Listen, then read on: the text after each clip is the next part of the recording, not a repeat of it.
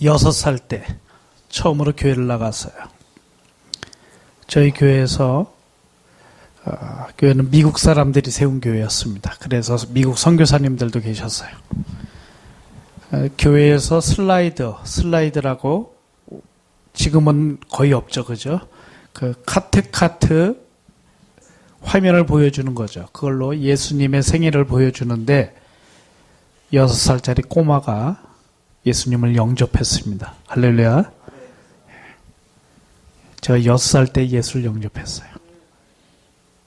그리고 그 후로 지금까지 한 번도 예수님을 부인하지 않고 오로지 예수님의 뜻에 따라서 살려고 몸부림치면서 애쓰며 살고 있습니다.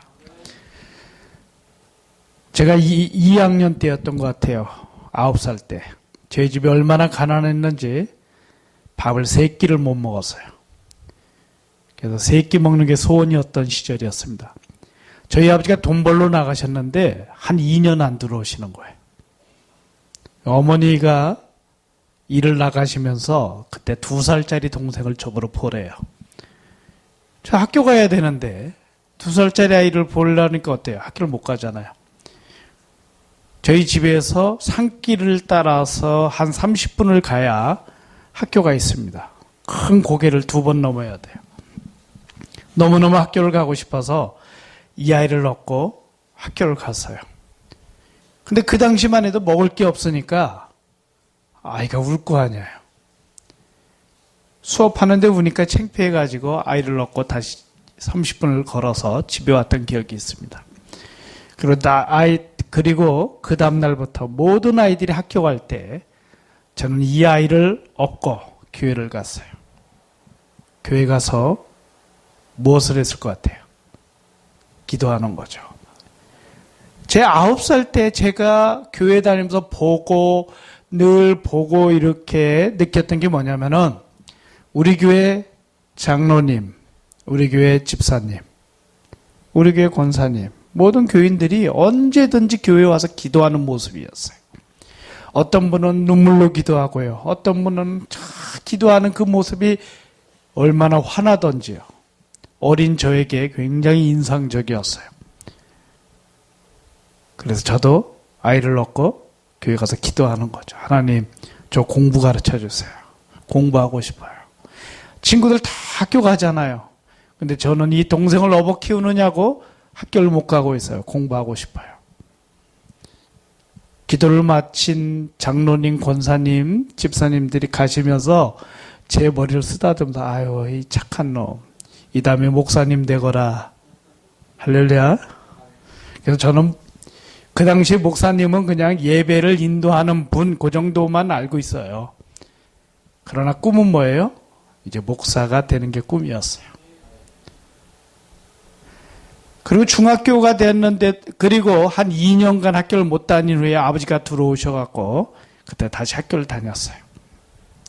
중학교 때, 입학금만 내고, 1년간 수업료를 못 내니까, 우리 선생님 저를 불러요. 안 되겠다. 너 때문에 내가 선생님을 못하겠다. 학교 측에서 수업료 안 낸 애들 빨리 내라고 독촉을 하는데 너 미안하지만 좀 쉬었으면 어떻겠니? 수업료 있을 때 나오면 어떻겠니? 이 얘기를 들었어요. 그때 제가 울면서 학교를 뛰쳐나오면서 하나님, 제가 선생님이 되겠습니다. 제가 선생님이 돼서 나처럼 공부하고 싶은 아이들 마음껏 공부할 수 있는 그런 환경을 만들어주고 싶습니다 하고 기도하면서 뛰어나왔어요. 그리고 수업료가 생겼을 때 다시 학교를 다녔어요. 그래서 제 어린 시절의 꿈은 2가지예요. 첫 번째 뭐예요? 목사님. 2번째 선생님. 그리고 제가 신학을 하고 목사 안수를 받고 그 해에 여러분 어디로 갔냐면 인도 캘커타. 캘커타는 유명하신 분이 2분 계셔요. 한 분은 마더 테레사가 계셔요. 또 한 분은 성교의 아버지라고 불리우는 윌리엄 캐리가 있습니다. 그 지역으로 제가 간 거예요, 선교사로. 딱 가서 보니까 어쩌면 그렇게 필름을 거꾸로 돌려놓은 것 같은 그런 모습이죠. 제 어린 시절의 그 모습보다도 더 열악한 환경에 그 인도 땅을 바라보면서 야, 하나님께서 날 이곳에 보내신 이유가 있구나 해서 이 9살, 10살, 11살 아이들이 신발도 없고요. 그냥 반바지, 다 떨어진 반바지 하나 있고요. 머리는 저처럼, 저도 어렸을 때 빡빡 깎았거든요. 빡빡 깎고. 그냥 일을 하고, 아니면 집에서 놀고, 음식점 같은 데도 물 길러다 주고, 그거 조금 받아갖고 먹고 살고, 이런 아이들이 많더라고요. 공부는 거의 못하는 거예요. 그래서 가자마자 학교를 세웠습니다. 자, 제 꿈이 뭐였다고요? 목사하고 선생님인데 제가 그 꿈을 이루었어요. 목사의 꿈을 이루고 가서 학교를 세워서 아이들을 가르치는 꿈을. 그렇게 재미있게 선교를 하는데요, 여러분. 사탄은 그냥 또 놔두질 않죠. 그죠? 순조롭게 놔두는 사탄이 아니에요. 한번 흔들어 제껴야 되잖아요, 또요. 제 아내가 쓰러졌어요. 풍토병으로요. 열이 40도가 오르는데 한 달 이상을 40도가 나는 거예요. 얼굴이 퉁퉁 붓기 시작하는데요. 풍선처럼 부어올라요. 많은 사람들이 뭐 신고식 하는 거라고 그러더라고요. 선교지 가면 신고식 하는 거니까 선교사님 걱정하지 마세요. 그래서 저도 선배 선교사님들 이야기 듣고 걱정 별로 안 했는데 나을 기미가 없어요. 그래서 급히 한국으로 왔습니다. 와서 보니까 풍토병과 함께 루푸스라는 병이 생겼어요. 의사 선생님에게 가지 마세요. 가면은 죽습니다. 좋은 환경에서 스트레스 안 받아야 되고 햇빛 강하면 안 됩니다. 한 16가지 증상이 있는데 그 중에 지금 한 두세 가지가 아주 심하게 왔기 때문에 가면 안 됩니다. 여러분, 평생 하나님의 종으로 살기를 소원하고 선교지까지 가서 이제 왕성하게 사역을 시작하려고 할 때 그러한 선교사로서의 사망 진단서를 딱 받으니까 어때요? 막 하잖아요. 제 아내는, 저는 그때 제 아내를 보면서 처음으로 느꼈던 게 뭐냐면은 산송장, 살아있는데 죽은 거예요. 초점도 없어요. 너무 충격을 받아갖고요. 저는 그 근처, 병원 근처에 교회 가서 보니까 문이 열려 있더라고요. 들어가서 기도를 하기 시작하는 거죠. 밤새껏 기도하는데 뭐 해결책이 있어요? 없어요? 없잖아요. 해결책이 없어요. 그래서 들어왔어요. 다시 병원에 들어왔더니 새벽 3시인가 4시가 됐는데 그때까지 제 아내는 눈은 뜨고 있는데 초점이 없어요. 멍하고 이렇게 있는 거죠. 근데 그때 제가 번뜩 떠오르는 생각이 있었어요. 그래서 사람들은 다 자고 있고 제 아내 귀에다 대고 그래서요. 여보, 그때 우리 아이들이 제 딸이 둘이 있는데 큰 아이가 9살, 작은 아이가 3살, 4살이네요.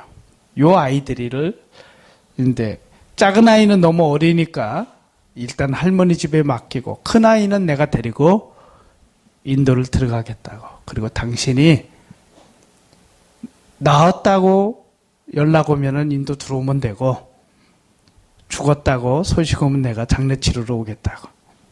그리고 한 6개월 정도 있다가 세장가 들겠다고. 그랬더니 제 아내가 벌떡 일어나더라고요. 무슨 소리냐고. 절대 장가 2번 가는 일 없을 거래요. 그리고 둘이서 그냥 대책 없이 인도로 들어갔습니다. 지금까지 살아있어요.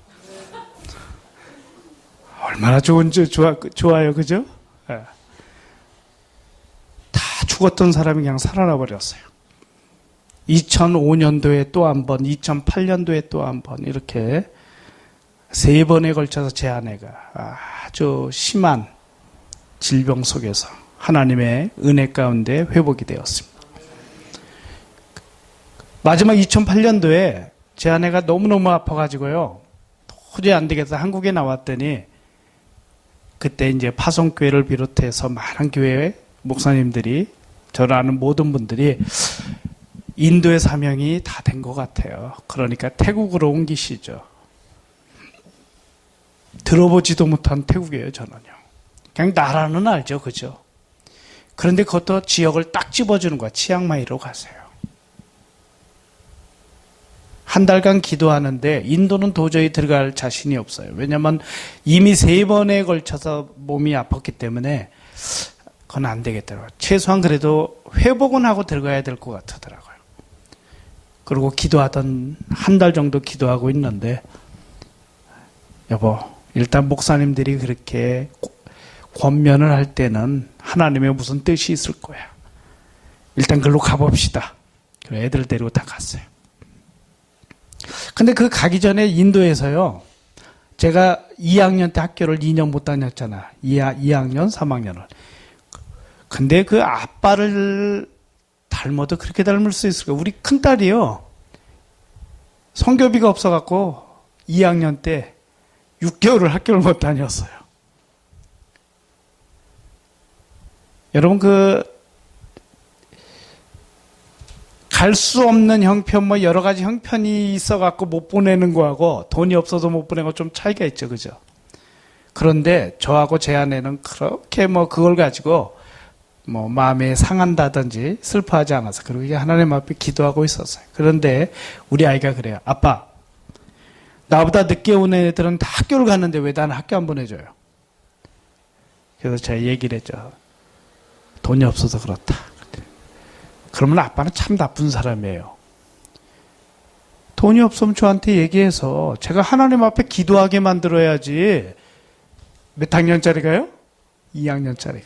제가 몇 살 때 그렇게 기도했어요? 우리 아이가 그래요. 그랬더니 아빠, 기도하면 되는데 왜 아빠는 날 기도를 안 시키는 거냐고.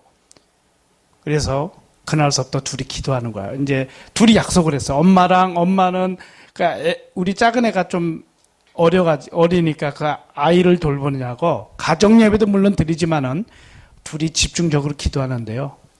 일주일 만에 성남의 한 교회에서 우리 아이가 학교 못 다닌다는 소식을 듣고 바자회를 통해서 학비를 보내왔어요. 그러니까 이 아이가 아빠는 어찌 나보다 믿음이 없냐고. 난 이렇게 믿음이 있는데, 난 봐, 일주일 만에 되는데, 아빠는 날 6개월을 안 보내고, 이런 아빠 선교사님 맞아요? 막 이러고. 근데 그 아이가 벌써요, 커가지고 대학교를 졸업했거든요. 저희가 태국에 와서 딱 보니까요, 이제 제가 아프기 시작하는 거예요. 인도에서 온갖 그 질병과 스트레스에 노출돼 있다가 태국이라는 환경에 놓이니까 아프기 시작하더라고요. 근데 어느 정도로 아프냐면요. 제가 그 인도에서 댕귀목이 있죠. 댕귀열에 걸려봤는데요. 보름간 정말 죽을 것 같더라고요. 그렇게 아프더라고요. 그런데 그보다 더 아픈 거예요.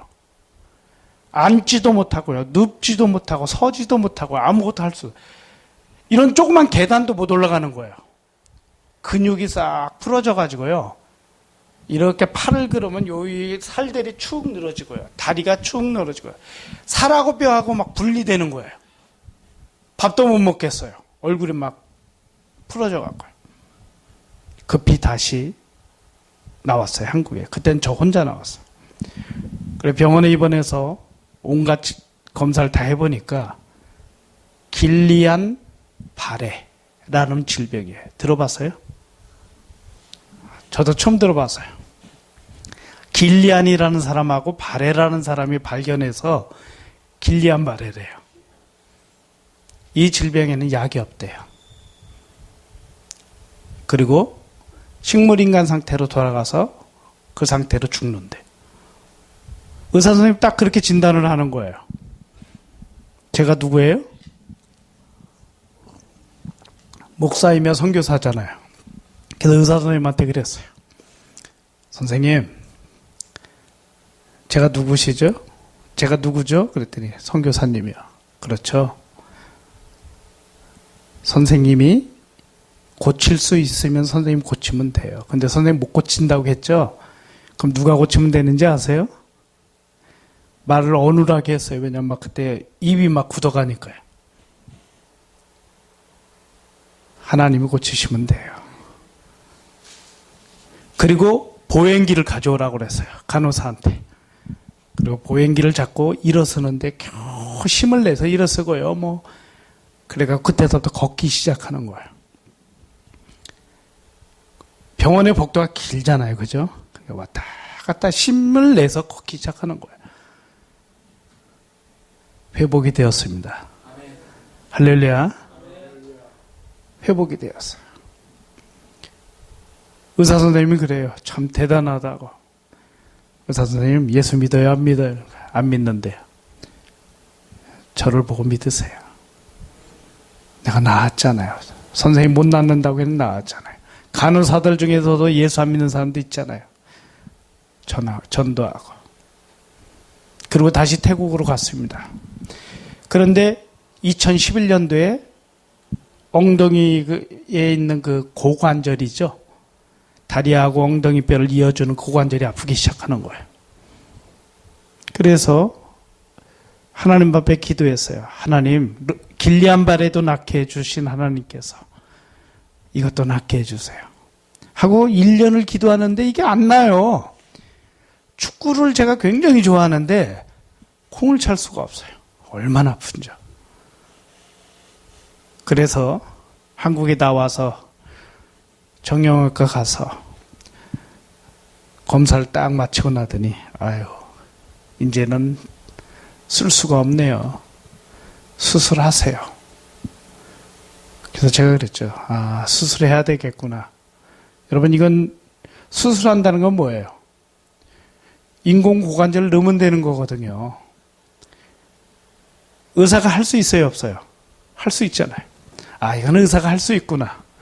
그럼 의사 손에 맡기자. 그 의사 손에 맡기고 고관절 수술을 했습니다.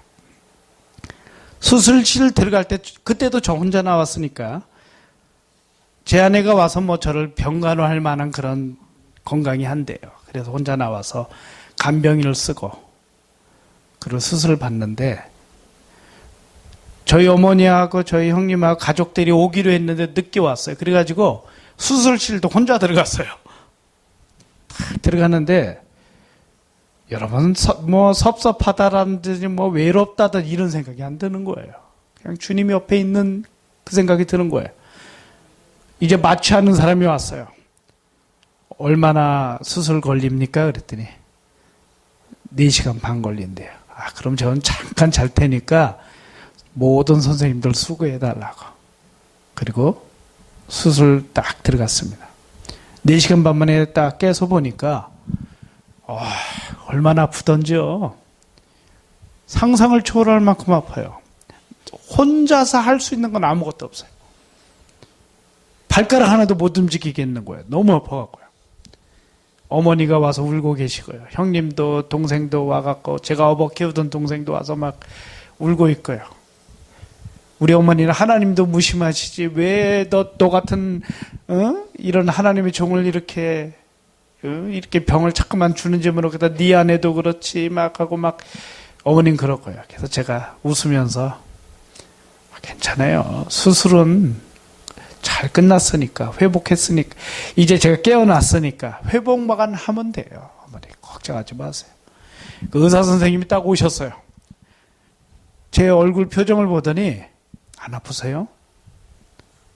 많이 아파요. 그런데 얼굴이 안 아픈 표정인데요? 아니 아파요. 발가락 하나도 못 움직이게 아파요. 그랬더니 대부분의 환자들은 어때요? 신음소리 내고 있잖아요. 근데 저는 신음소리가 안 나오는 거예요. 그런데 평상시 제가 감기를 걸린다든지 뭐 열이 조금 나면은 되게 엄살피거든요. 하고 막 이러면 제 아내하고 저희 두 아이가 막 웃어요. 엄살도 핀다고. 근데 그때는 신음소리도 안 나오고 그냥 괜찮더라고요. 우리 병실에 저랑 똑같이 고관절 수술 받은 사람이 일주일 된 사람 있고 3주 된 사람이 있는데 밤에 잠을 못 자요. 너무 아파갖고요. 막 소리 지르고요. 아프다고 그러고. 근데 저는 가만히 있으니까 그분들이 그래요. 선교사님 안 아프세요? 아니요. 정말 아파요. 근데 왜 소리를 안 질러냐요? 제가 소리 질러봤자 들어줄 사람이 없어요. 그랬더니 그 부인들이 우리도 가야 되겠다고 집에 저 소리 들어서 듣기 싫어서 안 되겠다고. 그리고 제가 일주일간 있는데 이분들이 그냥 제 얼굴 표정만 봐도 은혜가 되나 봐요. 그랬더니 제 옆에 고등학교 교장 선생님으로 은퇴하신 분이 그러는 거예요. 선교사님, 저는 예수를 안 믿어요. 그냥 선교사님 얼굴을 보니까 예수님 믿는 것 같아요. 할렐루야. 자, 전도의 기회가 왔죠. 그날서부터 제가 제 신앙생활했던 그 모습들, 제가 예수님을 만났던 6살 때 만났던 그 모습들, 그런 것들을 다 간증을 하니까 이분들이 그냥 병실에서 부흥회가 된 거예요. 그리고 저녁 되면은 12시가 넘으면 이제 간호사들이 지쳐갖고 다 앉아있어요. 그럼 제가 음료수, 문병 오면서 가져온 것들 있잖아요. 그거 가지고 와서 주면서 그분들한테 전도하고. 조금만 힘이 생기면은 제가 그냥 앉아있는 성격이 아니에요. 이 병실, 저 병실 목발 짚고 다니면서 보행기 끌고 다니면서 전도하기 시작하는 거죠. 그리고 상황 봐서 기도해주고. 아멘. 그렇게 하고 다시 선교제 들어갔는데 여러분, 제가 안 아플 때보다 아플 때가 더 왕성하게 지금 태국에서 사역하고 있습니다. 태국에는 소수민족들이 살아요. 소수민족들이요. 이 소수민족이라는 건 뭐냐면요, 나라는 없어요. 그런데 민족은 있어요. 언어도 있고 문화도 있고 다 있어요. 그런데 나라만 없어요. 땅이 없어요. 여러분, 땅이 없다는 게 그렇게 어려운 건지는 저는 한국 살면서는 몰랐어요. 왜? 우린 땅이 있잖아요. 그죠? 이 조그마한 땅에 전라도, 경상도, 경기도 막 해갖고 나눠져 있는데 또 거기서 싸우고 살잖아요. 그죠? 근데 그 사람들은요, 소수민족들은 땅이 없다 보니까 중국에도 있고 미얀마에도 있고 태국에도 있고 라오스에도 있고 다 흩어져 살아요. 특히 리수족이라는 민족이 있어요. 이 사람들은 본토가 원래는 중국이에요. 그런데 공산당이 들어오면서 이분들이 신앙의 자유를 찾아서, 공산당은 여러분 신앙의 자유 없잖아요. 그러니까 산으로 넘어 신앙의 자유를 찾아 넘어 오다 보니까 태국까지 온 거예요. 산속에서 살아요. 태국 명령이 뭐냐면요, 소수민족들은 산에만 살아라. 도시로 내려오지 마라. 태국 사는 사람들을 그쪽으로 내려오지 마라. 이렇게 명령을 했어요. 그래서 못 내려와요. 내려오면 잡아가요. 아니면은 뚜렷한 목적이 있어야 돼요. 그렇지 않으면은 안 돼요. 그런데 이분들이요, 신앙을 지키고 사는데 얼마나 신앙이 좋은지 몰라요. 우리가 보면 시골 할아버지 할머니 완전히 여러분 TV에 보면 소수민족들 모습들을 봤을 거예요. 그런 분들이요, 교회를 대나무로 짓고 거기서 공동체를 이루고 사는데요, 제가 갔더니 저보러 교회 좀 져달래요. 그래서 교회 상황을 보니까 교인이 한 150명 되는데요, 이건 도저히 예배 드릴 수 없는 환경인 거예요. 그리고 자기네 스스로 이렇게 예배 드리고 있고요. 그래서 하나님, 그래요, 이곳에 교회를 지어야 되겠습니다. 그런데 어떻게 할까요? 하고 기도하고 있는데 이분들이 저한테 그래요. 도면을 딱 가져오는 거예요. 도면을 보니까 교회가 굉장히 커요. 야, 이걸 지으려면 한 3천만 원 이상이 될 것 같은데, 야, 이거 한국에서 3천만 원 이상 후원하는 교회는 분명히 없을 텐데 어떡하나. 그리고 기도하고 있는데 3번에 한 교회에서 연락이 와서, 선교사님, 우리 하던 중에 태국 교회를 위해서 기도하는데 교회 지으려고 하는 계획이 있어요? 얼마나 기뻐요, 그죠? 있습니다. 그랬더니 그냥 이 목사님, 그러면요, 우리가 후원할게요. 그 돈을 보내야 하는데 1,500이에요. 근데 제가 제가 건축가 출신이에요. 그래서 아무리 계산을 해봐도 1,500 갖고는 안 돼요. 그래서 우리 성도들한테 좀 제가 실망한 마음을 가지고 갔어요. 가서, 사실 이렇게 건축할 돈을 후원이 왔는데 1,500 밖에 안 된다. 근데 이거 3,500을 지어야 될 텐데 어떻게 했으면 좋겠냐 그랬더니 이분들이 통장을 가져오는 거예요. 20년간 건축 원금을 하는 통장이에요. 딱 봤더니 1,000만 원이 들어있어요. 2,500이 됐잖아요. 그래서 1,000만 원이 부족해요. 그죠? 그러니까 이분들이 그래요. 걱정하지 말래요. 왜냐면은 자기네가 농사철에선 산에서 농사 짓지만은 농사철이 아닐 때는 어디 가서 일을 하냐면 치앙마이 가서 막일을 하셔요. 그러다 보니까 뭐 건축하는 데 가서도 일하고 막 하는 거예요. 결국 이분들이 다 기술자인 거예요. 치앙마이 가서 일하면 하루 일당 300바트를 받아요. 그런데 우리는 교회를 짓기 때문에 100바트만 받을 거래요. 자기는 먹고는 살아야 되니까. 우리 전사님이 그러더라고요. 모든 성도, 나가 있는 성도들은 다 들어와라. 교회 건축해야 된다. 우리 일생의 마지막 교회를 짓는 거다. 나가려고 계획했던 사람들은 교회 다 짓고 나가라. 그러니까요, 150명이 단 한 명도 전사님 말에 거역하는 사람이 없어요. 다 들어오고요.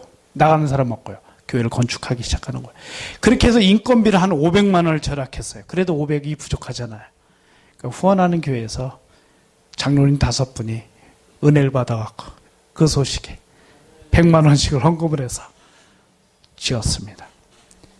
그리고 헌당 예배를 드리는데요. 저도 놀라고 후원한 교회도 놀라고요. 핸델의 메시아 할렐루야이죠. 그걸 그 선족들이 하는 거예요. 제가 어딘가에 그게 지금 저장된 게 있을 텐데 찾으면 목사님께 보내드릴게요. 그 목사님 한번. 그리고 그 해에 성탄 행사를 하는데 저보러 그래요. 선교사님, 성탄 행사 때 와서 설교해 주세요. 알았습니다. 하고 갔더니요. 10개 교회가 온 거예요. 일주일간 성탄 예배를 드리는 거예요. 먹고 자고 그 동네에서 다 하는 거예요. 텐트 치고 교회에서 자고 자기네끼리 밥을 하고 일주일을요. 1,000명이 모여가고요. 이분들은요. 땅이 없다 보니까 믿음의 공동체로 확실히 모여서 그렇게 드리는 거예요. 또 한 교회는요. 이제 제가 교회 개척 훈련원을 하고 있습니다. 교회 개척 훈련원을 하고 있는데 태국의 전도사님 50명 내지 한 80명이 와요. 와서 딱 보니까요. 이분들을 훈련해갖고 이제 보내면 이분들이 가서 전도를 하는데 우리 능전도사라고 있어요. 능전도사는 능이 하나라는 뜻이에요. 이 능전도사는 걸어서 자기네 전도팀 5명이 있어요. 우리 훈련 받는 전도팀이에요. 이 마을에서 이 마을까지 1시간 걸려요. 1시간을 가서 전도하고 또 1시간을 가서 전도하고 하는데 20개 마을을 전도해요. 그래서 처음에 1가정, 2가정, 3가정, 4가정, 5가정. 한 5가정 정도 모이면 한 가정당 최소 4명에서 8명이거든요. 한 식구가. 그럼 한 40여 명이 돼요. 그럼 가정에서 이제 예배 드릴 수가 없어요. 여러분, 대나무를 얼기설기 만든 집에서 사는 사람들이기 때문에 40명이 거기 들어가면 이게 무너져요. 그러니까 그냥 바닥에서 예배를 드릴 수밖에 없어요. 그런 환경에 놓이니까 와서 보고를 하죠. 우리가 이렇게 모이는데 선교사님 우리 교회 한번 와주세요. 그럼 제가 가다 보면요. 여러분, 아스팔트 길을 5시간 가고요. 그 다음에 비포장 길이 70km인데 그걸 또 5시간 가요. 한 10시간 가요. 얼마나 산골스러운데, 여러분 영화에서 보면은 막 개울을 갖다가 집차가 막 가잖아요. 물로. 제가 그렇게 다녀요. 거의 뭐 영화에 나오는 수준으로 다니고 있거든요. 가서 보면요.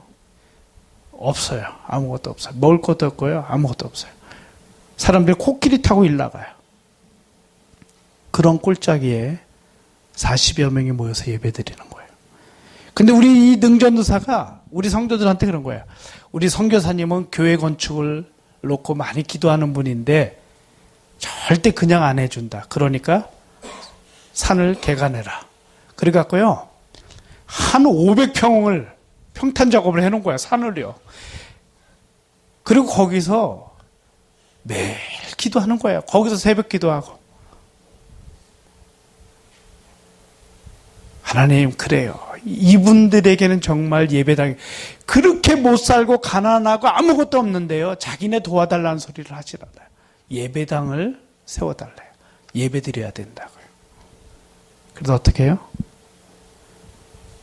하나님, 그래요. 여기는 교회가 필요하네요. 그거 딱 내려왔어요. 놀랍도록요. 그날 바로 한국에서 전화가 와요. 선교사님, 우리가 태국을 놓고 기도하고 있는데 건축할 곳이 있나요? 여러분, 그 기쁨이요. 근데 이 성도들이, 이 한국의 교회들이 돈이 많아서 절대 헌금하지 않습니다. 돈이 없는 교회들, 돈이 없는 개인들이에요. 한 분은요, 장로님이 70평생 동안 하나님의 본인을 하나님의 사람으로서 열심히 섬기게 해줬다고, 이분이 피를 일주일에 2번씩 투석하면서 한 10년 이상 사신 분이에요. 그런데 이분이 헌금을 한 거예요. 또 한 분은요, 태어날 때부터 후두암에 걸렸어요. 태어날 때부터요. 근데 지금 연세가 70이에요. 이분이 헌금을 했어요.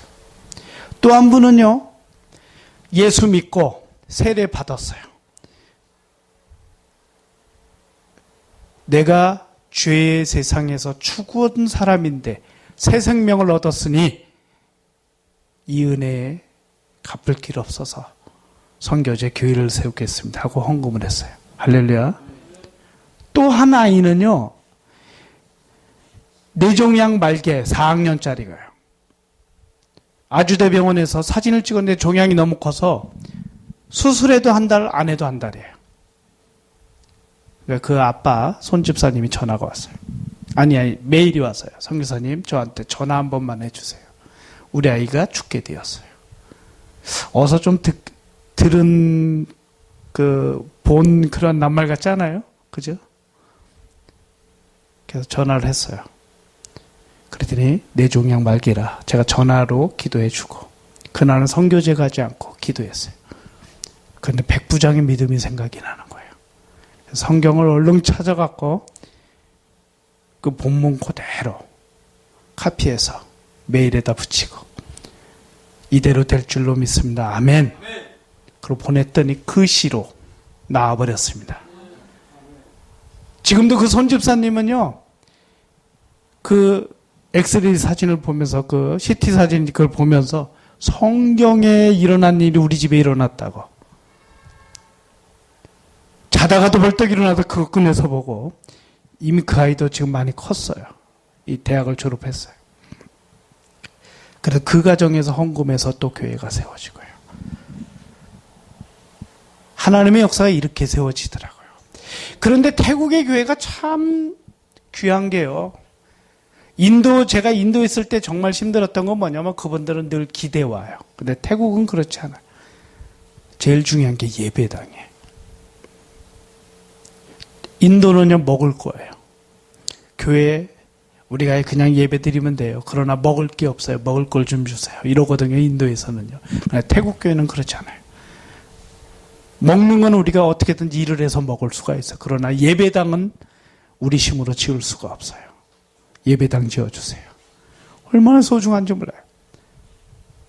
그런데 태국교회를 바라보니까 너무너무 안타까운 게 뭐냐면은 어른과 아이들이 함께 예배를 드리는데 예배 시작하면 아이들이 밖에 나가서 뛰어놀아요. 그래서 제가 어떻게 해야 되겠어요? 제가 한국에 있을 때 제가 어린이 선교단체인 파이디온에서 일을 했어요. 그러니까 거기 가서 어떻게 해야 돼요? 주일학교를 세워야죠. 그래서 성경학교 강습회 교재를 만들고 그 다음에 성경학교 강습회를 통하여서 주일학교가 세워지게 하고 지금 그 일을 감당하고 있습니다. 그래서 주일학교를 세워라는데 이게 기초가 없어요. 일단은 뭐냐면 전도사님, 교인들 자체 주일학교란 개념 자체가 없어요. 그러니까 그거부터 심어주는데 굉장히 지금 애를 먹고 있어요. 보고 배운 게 없잖아요. 그래서 지금 계획 속에 우리 전도사님을 한국에 한번 모셔와야 될 것 같다. 그래서 주일학교를 좀 보여줘야 될 것 같다. 이런 계획을 세우면서 기도하고 있습니다. 그래서 지금 벌써 주일학교, 성경학교를 계속해서 해마다 지금 하고 있습니다. 또 하나는 이 산에서 아이들이 크다 보니까요. 아이들이 공부를 못해요. 6학년만 졸업하면요. 그냥 산에서 놀아요. 놀다 보니까 이것들이 눈이 맞아요. 그래갖고 13살에 결혼을 해요. 아기를 낳아요. 우리 전사님이 딸 13살짜리가 성경학교 강습회 와서 같이 강습회 교사로 참여했는데 안 보이는 거예요. 그래서 전사님한테 물어봐서 아예 딸 어디 갔냐고 그랬더니 시집 갔대요. 가서 봤더니 아기를 안고 있어요. 전사님 딸도 그렇고요. 가르쳐야 되겠구나. 최소한 가르치면은 13살은 애는 안 낳잖아요. 근데 중요한 게 뭐냐면은 그 전사님 마을에 제가 그래서 딸이 보고 싶어서 갔어요. 갔더니 신랑이 안 보여요.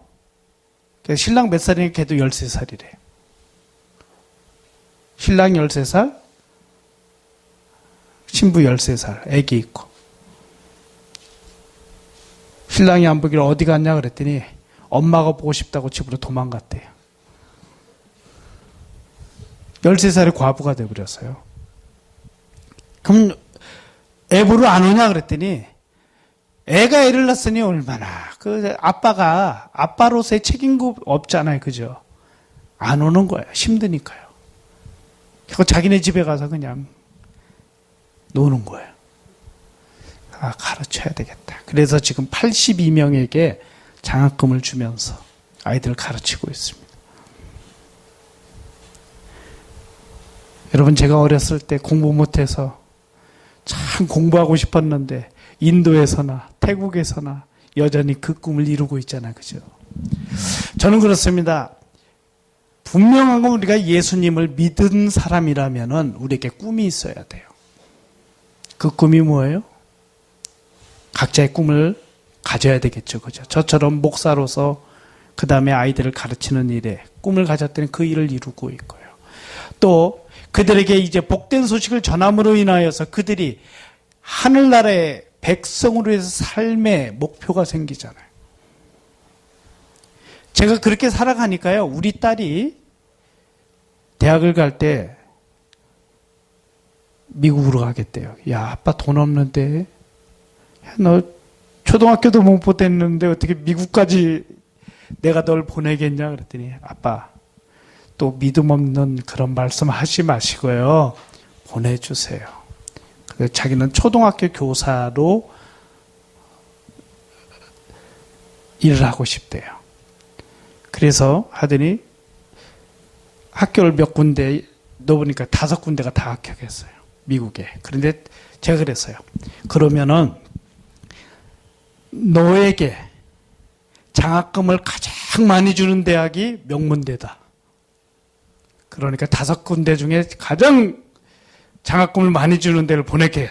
그랬더니 아이가 좋대요. 자기가 가고 싶은 학교는 있지만 일단 장학금을 제일 많이 주는 학교로 선택해서 갔습니다. 그리고 올 5월에 졸업을 했어요. 한 번도 아이에게 저희가 학비가 없어서 못 가르치는 일이 없었고요.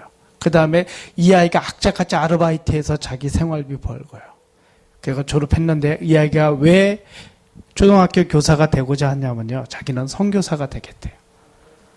그래서 아빠처럼 선교사를 하겠대요. 그래서 제가 그랬죠.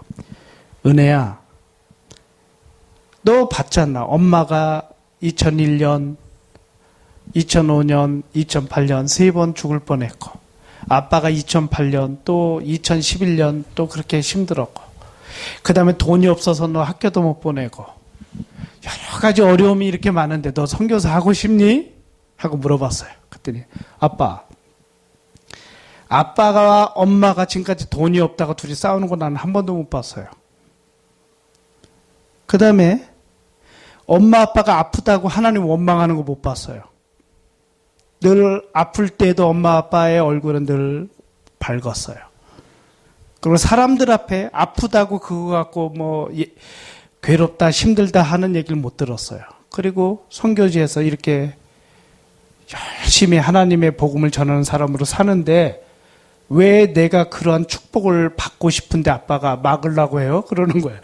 막으려고 하는 게 아니라 그냥 물어본 거야. 그랬더니 알았어요. 저는 목사님하고 결혼해서요. 목사님은 복음을 전하고 저는 학교에서 아이들을 가르치는 그런 선교사로 살겠습니다. 그렇게 얘기하더라고요. 여러분 잘 키웠죠? 자랑할 만하죠? 저는 그렇습니다.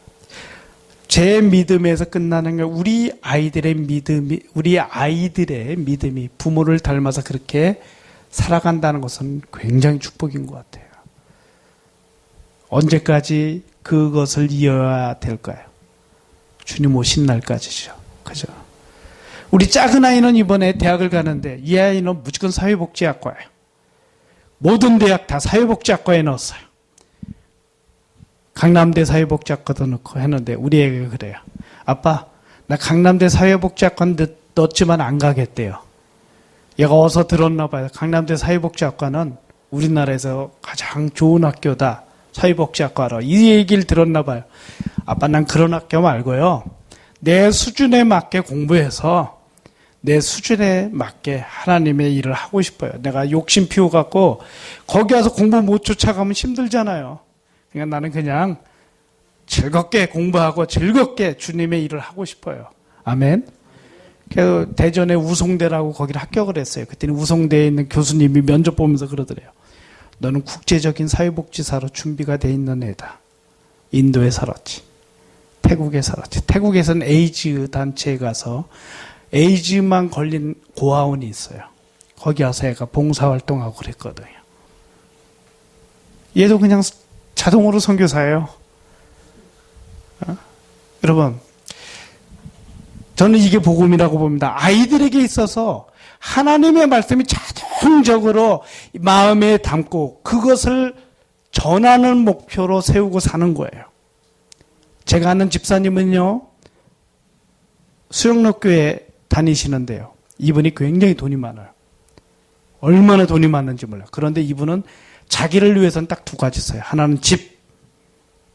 왜냐? 피곤하니까 거기 좀 편해야 된대요. 그 다음에 차. 너무 바쁘니까 안전해야 된대요. 나머지 돈 다 선교, 구제, 교회. 교회에서 돈 필요한 곳은 다 헌금하는 거예요. 직접 가서 하기도 하고 교회에서 하기도 하고요. 그래서 자기는 정말 돈 많이 벌고 싶대요. 지금도요. 진짜 많이 벌거든요. 임대차 보호법을 써가지고 한 권에 10만 원짜리 책이 대학교에서 강의하다 보니까 막 팔려나가요. 그리고 막 그 필요한 사람들이 엄청 사가요. 근데 돈을 더 벌어야 된대요. 왜? 주님을 위해서 써야 되니까. 그분의 목표는 돈을 많이 버는 거예요. 주님을 위해 쓰기 위해서. 여러분, 각자 여러분이 가지고 있는 달란트가 있잖아요. 그죠? 이것을 주님을 위해서 쓰기 위하여 여러분 열심히 살아야 됩니다. 아멘? 저는 선교사로서, 우리 목사님은 목회자로서, 그리고 또 가르치는, 제자 양육하는, 그리고 많은 사람들을 믿음에 성장시키는 일에 쓰임받는 우리 목사님. 여러분은 집사로, 교사로 각각의 직분들이 있잖아요.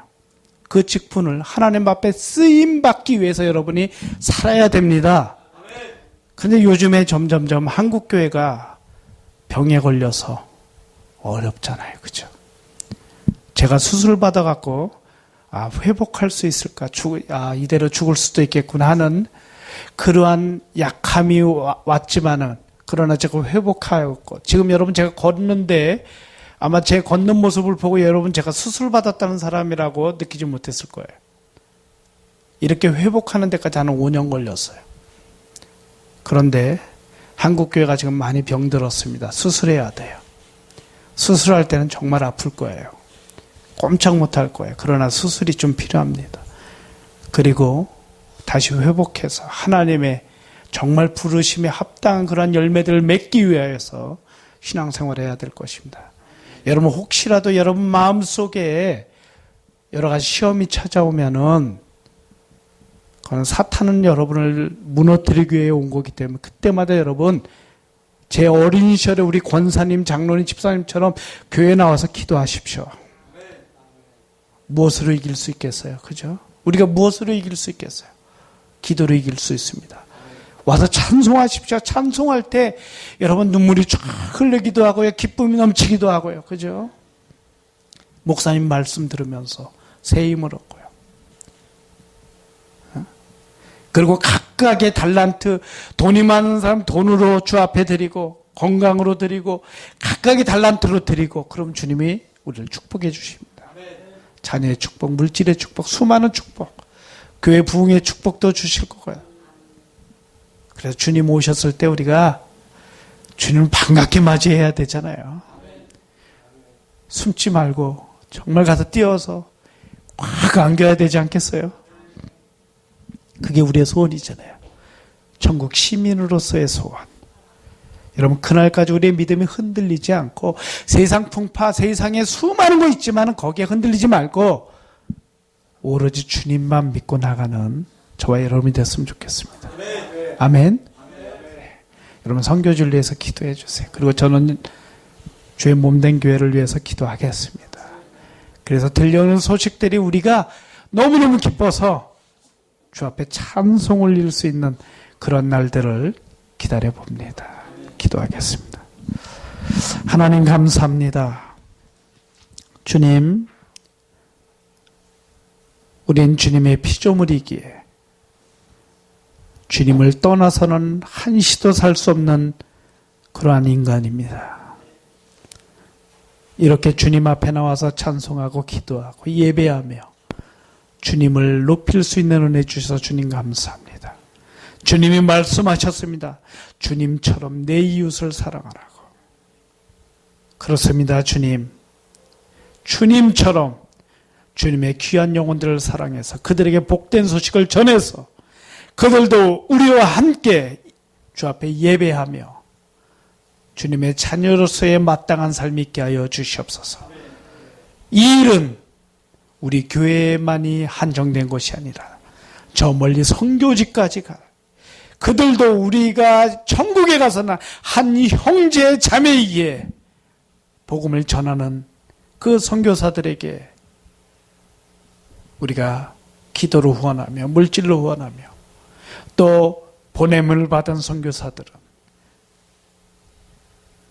주의 복음을 위하여 그 주님의 나라가 임하는 그날까지 최선의 삶을 살 수 있도록 주님 축복하여 주시옵소서. 주님 감사합니다. 주님 감사합니다.